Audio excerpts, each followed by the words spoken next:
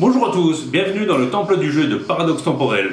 Alors aujourd'hui nous allons vous parler d'un jeu bien sympathique qui s'appelle Arena for the Gods. Alors c'est édité chez Yellow, c'est un jeu signé Maxime Rambourg et Paul Maffaillon.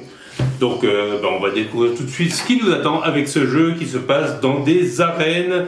Un petit jeu bien sympathique pour 2 à 6 joueurs à partir de 8 ans. Une demi-heure en moyenne la partie, mais vous allez voir, on peut choisir sa durée de partie. Voilà, découvrons tout de suite ce qui vous attend avec ce jeu.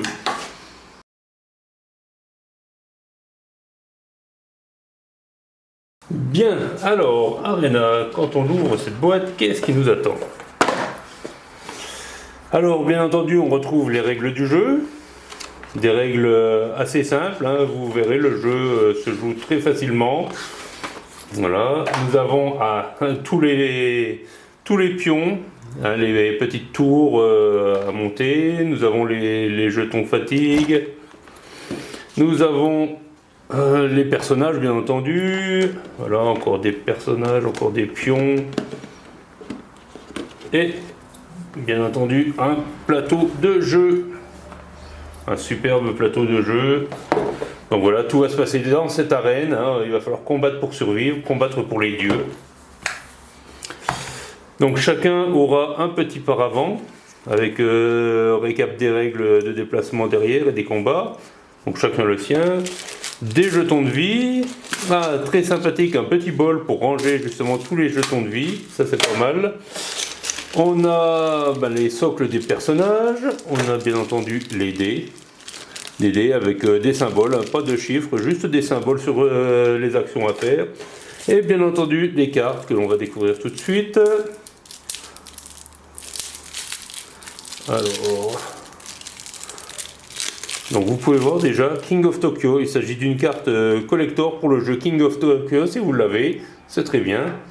Et donc toutes les autres cartes qui ont différentes couleurs et différents niveaux d'utilité.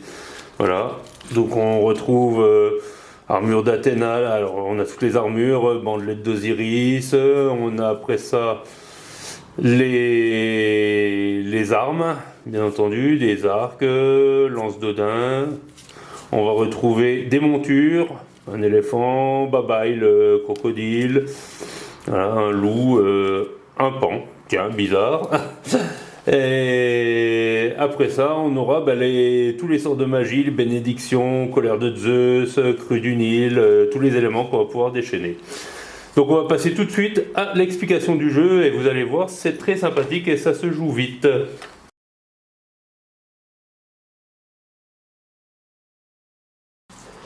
Bien, donc pour jouer à Arena, tout simplement, chaque personnage va prendre un héros qui va combattre pour lui. Donc les héros, les voilà, hein. Donc on a leur descriptif. Ils ont chacun des pouvoirs. Donc il va falloir... La partie va se passer en 2 phases. La première phase, la phase d'équipement et après la phase de combat. Donc équipement... 2 possibilités, soit on prend les cartes pré-tirées pour chacun des héros, soit par un système d'enchères, on va décider, on retourne 4 cartes, et chacun va dire, tiens, moi j'ai envie de celle-là, alors chacun va prendre des pions vie dans sa main, il va miser, et après on ouvre tous, et celui qui a gagné, il perd le nombre de jetons de vie qu'il avait misé, et il garde la carte. Donc voilà, c'est 2 systèmes différents. Quand vous ne connaissez pas trop le jeu, le mieux c'est de prendre les cartes qui vont avec chaque personnage. Après ça, les personnages vont arriver bien entendu sur les entrées de l'arène, hein, sur les bords. Là on a pris un scénario, vous avez donc toute une liste des scénarios. Alors les scénarios sont basés en fonction du nombre de joueurs, hein, les petits casques, et en fonction du temps, les petits sabliers plus ou moins longs. Voilà, donc ça vous donne si vous n'avez pas beaucoup de temps, vous êtes à 3, vous prenez le scénario là, qui va vous couper l'arène en 2 avec les tourelles. Vous aurez une toute petite arène, voilà, et pour les grosses parties, alors là à 5 joueurs, assez longue, on a toute l'arène. Voilà. Donc le but du jeu, ça va être de s'affronter les uns les autres jusqu'à ce qu'il n'y ait jusqu'à ce qu'il y ait un mort, pardon. Dès qu'il y a un mort, la partie prend fin et on arrête tout, on comptabilise. Celui qui a le plus de points de vie derrière son petit paravent a gagné la partie, bien entendu. Alors pour combattre, se déplacer, qu'est-ce qu'on fait? On lance des dés, bien entendu.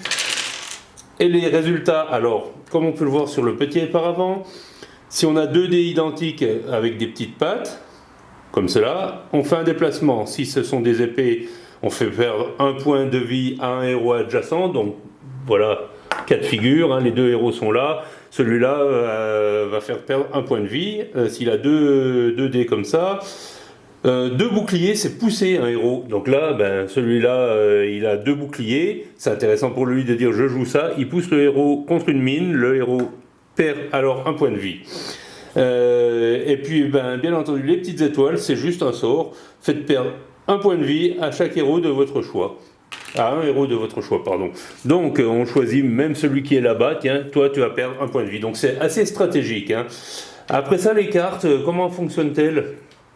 Alors, on va voir que, par exemple, pour celle-là, faites perdre 2 points de vie à un héros adjacent et 2 points de vie au héros adjacent à celui-ci, vous exclut. C'est-à-dire que si nous avons les personnages comme ça, on va pouvoir frapper celui-là et celui-là parce que celui-là est adjacent au premier. Pour ce faire, il va falloir utiliser ben voilà, une combinaison de dés. On a les symboles là qui nous expliquent tout. Il suffit d'avoir ça au résultat de dés et puis on peut dire je joue ça, clac, 2 points de vie, 2 points de vie en moins. Donc ça peut aller relativement vite, hein. Après ça, donc les héros qu'on peut pousser sur les mines. Quand on se déplace, celui-là, par exemple, avec 2 pattes, se déplace de 1, il vient là récupère 1 point de vie. C'est une source de vie, hein, tout simplement. Voilà. Donc c'est des dalles qui sont double face, mine d'un côté, point de vie de l'autre. Les fontaines très intéressantes. Voilà, et on va continuer comme ça à s'affronter, à se pourchasser. Et dès qu'un des joueurs n'a plus un seul point de vie, il abaisse son paravent, il dit j'ai perdu, et puis ma foi voilà, la partie prend fin, chacun découvre son paravent, on voit les points de vie restants à chaque joueur, et celui qui en a le plus, bien entendu, remporte la partie.